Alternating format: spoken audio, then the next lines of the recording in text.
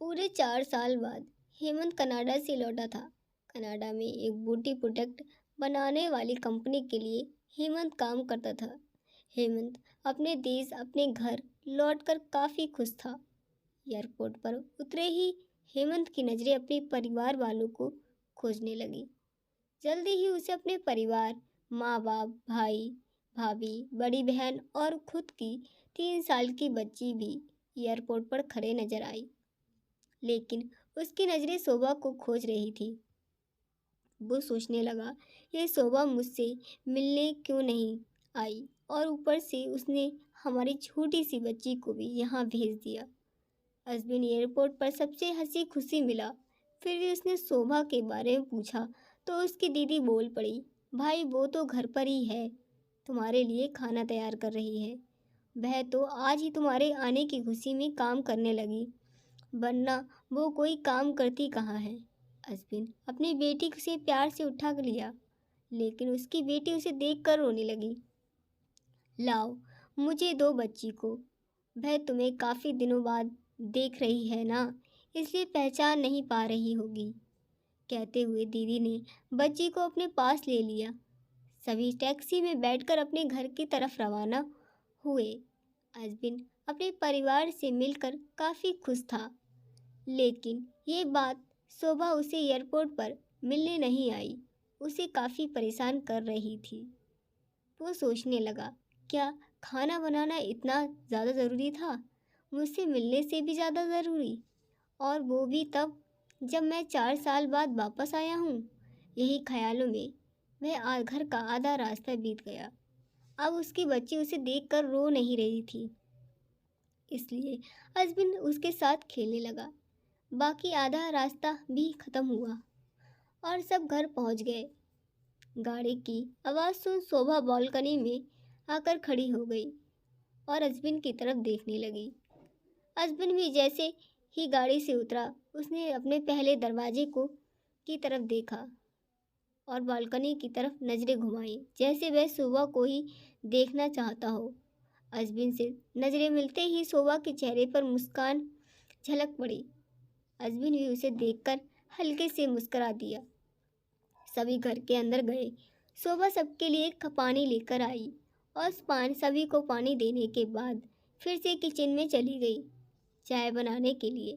थोड़ी देर तक सभी परिवार वालों से बातें करने के बाद अजबिन शोभा को बुलाने लगा।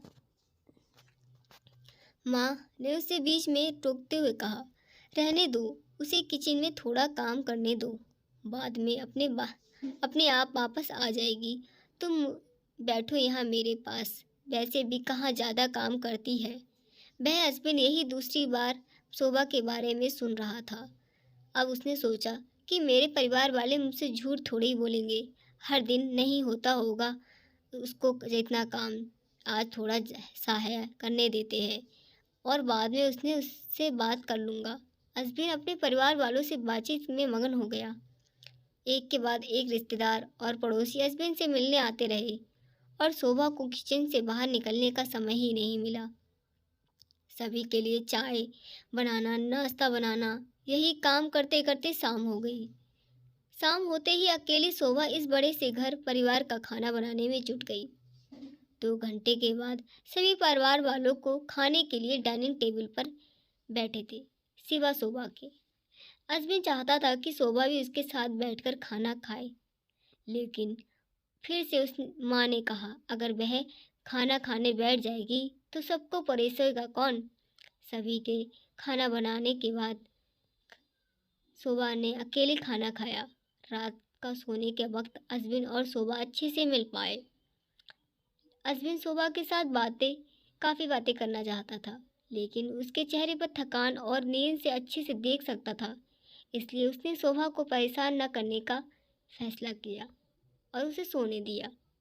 शोभा सोने ही वाली थी कि उसकी छोटी सी बच्ची रोने लगी, तो शोभा उसे तुरंत उठकर उससे दूध पिलाने के लिए चली गई। अश्विन कब सो गया उसे ही पता नहीं चला।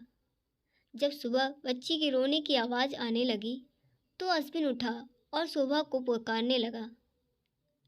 जब शोभा पास नहीं दिखी तो उसने बच्ची को चुप कराया और फिर से सुला दिया।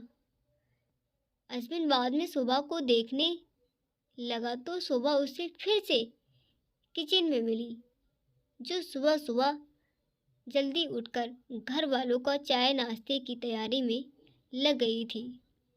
अब अश्विन सोचने लगा, माँ और दीदी तो कहती थी कि शोभा ज़्यादा काम नहीं करती, लेकिन जो मैं देख रहा हूँ वो तो कुछ और ही है। अश्विन अब समझ गया था, पर वो अपनी माँ को ऐसा नहीं बोल सकता था कि शोभा से ज़्यादा काम न कराया करो। इसलिए वह खुद ही शोभा की मदद करना शुरू कर दिया था। अश्विन के हाथ बटाने से शोभा को थोड़ा अच्छा लगने लगा था। अगर कहानी पसंद आई हो तो कहानी को लाइक सब्सक्राइब कीजिएगा।